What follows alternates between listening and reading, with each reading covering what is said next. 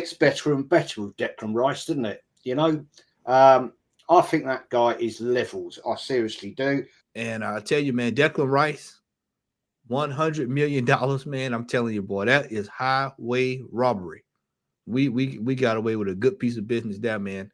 There's Jazz. It's funny because we talked off camera last week, but I've seen a lot of it today, and there's a lot of Arsenal fans not comparing Declan Rice to Patrick Vieira, but they're saying he's the best that we've had since Patrick Vieira.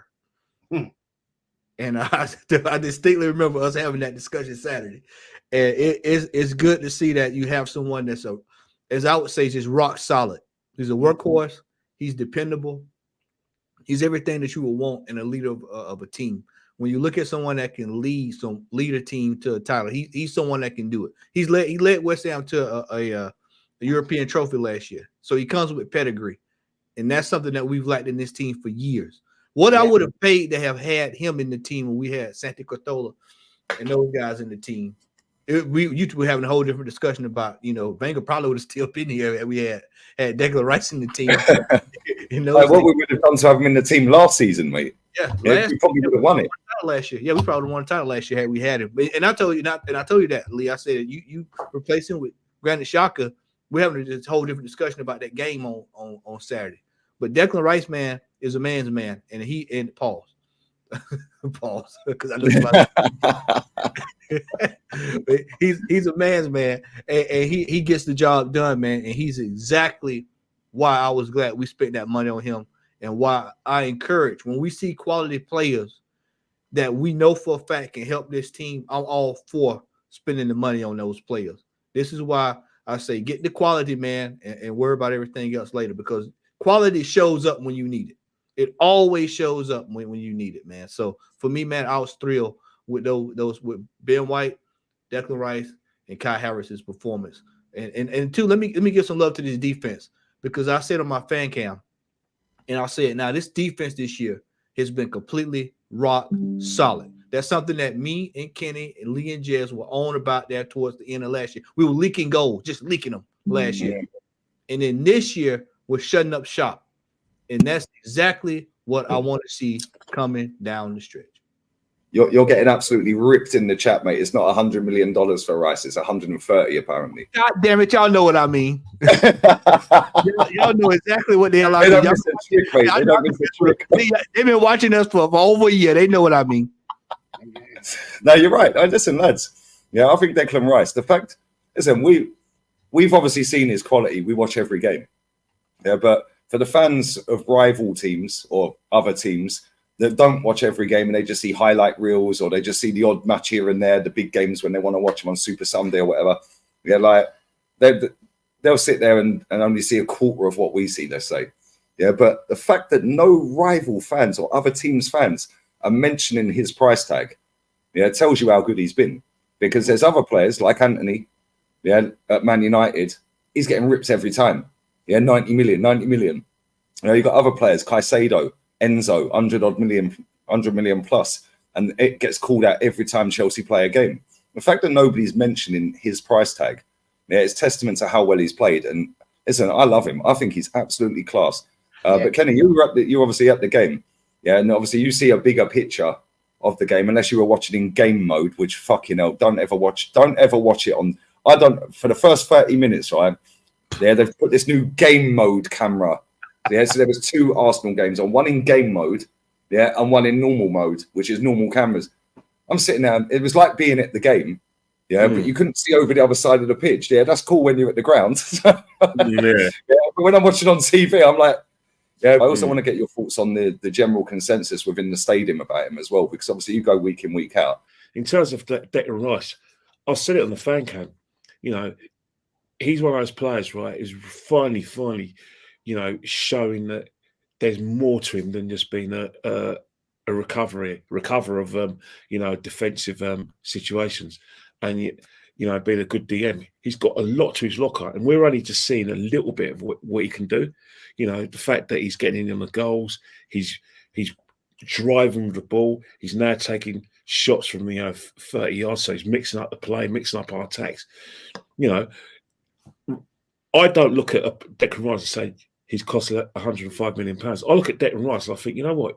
It's like he's been here since he's been in the academy. He's really fitted in. But you know why he's fitted in? And as much as Edu is very much maligned, one thing we have to praise Edu for is that the players he's buying are players who've got experience, you know, who've played 2 or 3 or 4 years in the Premiership, who are internationals, or not just the Premiership, within their respective leagues, i.e. Thomas Partey, Declan Rice, players who... Declan Rice played in European Championship final for England, played 5 games for Republic of Ireland, friendlies, but he's had 53 caps if you include the caps for the Republic. Plus, he's played over 200 games for West Ham. He's a European champion because, you know, that's a big, big trophy. So we've got him at the right time. So that way, what Declan brings with him is big game experience and leadership. You don't have to tell Declan, you know, do this. Declan knows that already. And that's the sort of player that we've been dying out for. When Arsene Wenger was in charge, we're getting the best teenager in Brazil, the best teenager in France, you know, the best teenager in Portugal. He's going to be a great, great player. We're never buying leaders.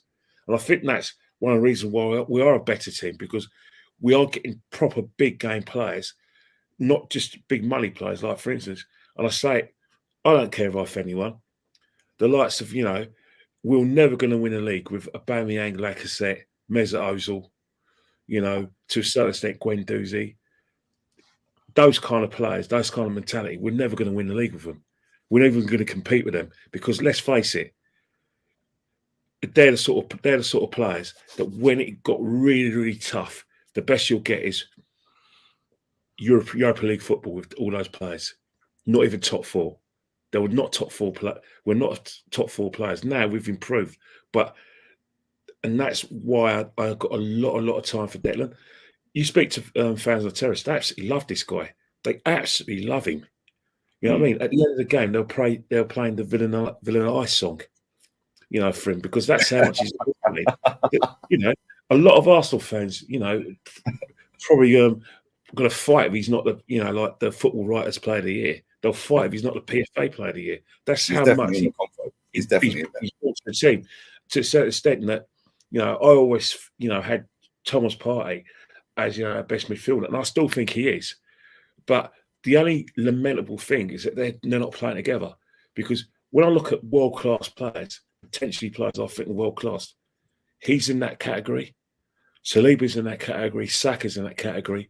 And obviously, the main mate, obviously, Thomas. Apart from that, we've got really, really good players. The reason why I put those 4 players in that sort of category, because they're the sort of players that can make a difference from us winning the title or missing out.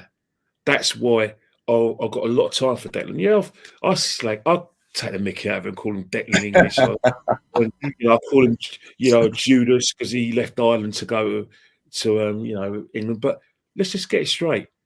You talk to a guy who was brought up in Finsbury Park and went to Catholic schools in North London, and all the lads, dare I say it, the white lads, were either Italian, Irish, Portuguese, and Spanish. So I'm sorry, I'm probably more, because of my upbringing in North London, I'm probably more Irish than English. And, you know, I've got to fight for my boys. So, of course, I'm going to say tongue-in-cheek, Declan English, because, you know, I've probably been around more Irish people than, you know, kind of English people because of my Catholic background in North London. But, yeah, that's another story. But in terms of, you know, what Declan brings, fantastic. Absolutely fantastic. But the thing about it right now is that we're giving the players all these, you know, superlatives. We're talking about performances, but it's still close to call. It's really close to call. You know, what we saw on Saturday is the sign of things to come now. There's going to be no 5-0s, no 6-0s. Forget it. It's not going to happen. It's not happening. Teams now are going to have a game plan against us. They're going to fight for everything, every point, every tackle, you know, every goal, and they're going to set their stall up, i.e. Brentford, and make things difficult. And they're going to have a bit more quality than the rubbish that we played Burnley, you know, West Ham, and you know, and Sheffield United. And I'm not criticising us for doing it because that was fantastic football. I'm never going to forget those 3 games where I saw some of the best football I haven't seen for years. But you can't win the league just by winning that way. You've got to win the league another way. This is a test. One thing about Mikel Arteta that we've always criticised is how he deals with pressure. Right now, he's shown us he can't deal with pressure. Prove me wrong. Pressure from now on. Let's see how we are under pressure. And I want him to do well because that way I can think, you know what? He's improved in terms of his tactical, you know, acumen. His player selection is improved. Now the big test is pressure. This is where, you know, we learn whether he can be mentioned alongside George Graham, you know, Arsene Wenger, Bertie Mee, you know, all the managers that have done well for us. Mate, yeah, 100%. Listen, spot on. And just going back to Declan Rice real quick. Yeah, I said this to you on the player ratings.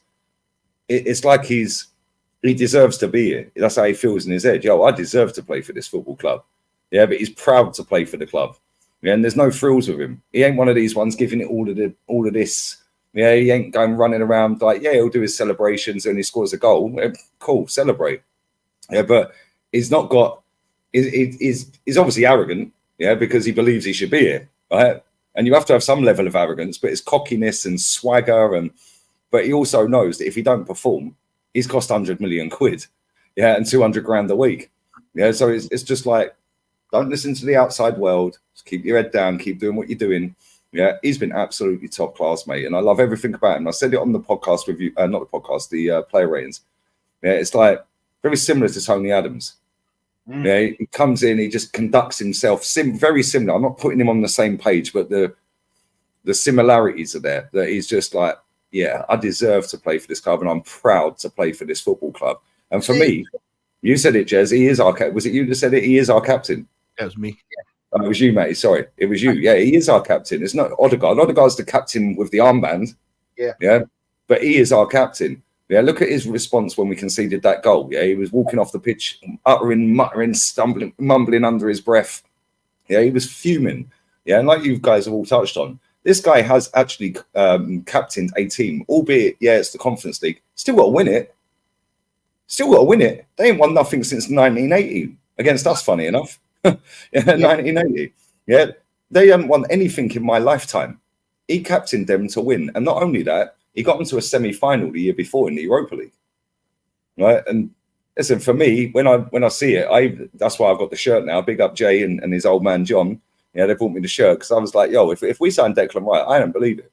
You know, because I was like, that's a player we need. Yeah, but I wanted him and Caicedo. Obviously, yeah, Caicedo's fallen off a cliff at the minute. Yeah, but Declan Rice has been, for me, our best player this season.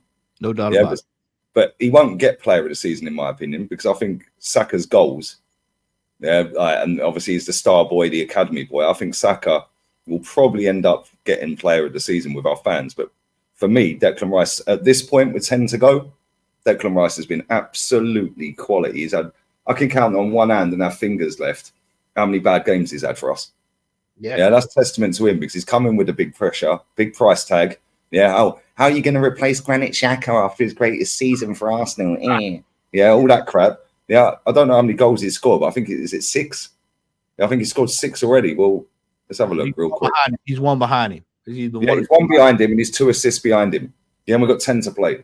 Yeah, he got 7 and 7, Xhaka, last season. He's got 6 and 5. And I even said this. I was like, how are we replacing Xhaka's 14 GA with Rice? Yeah, like, I'm not so sure we can. Yeah, Mikel Arteta has found a way to get this guy to get in the box, yeah, while still doing his defensive duties. Yeah. And that's quality. I'm buzzing with Declan Rice, man. And if we had 11 Declan Rices, we probably would be clear by about 10 points right now.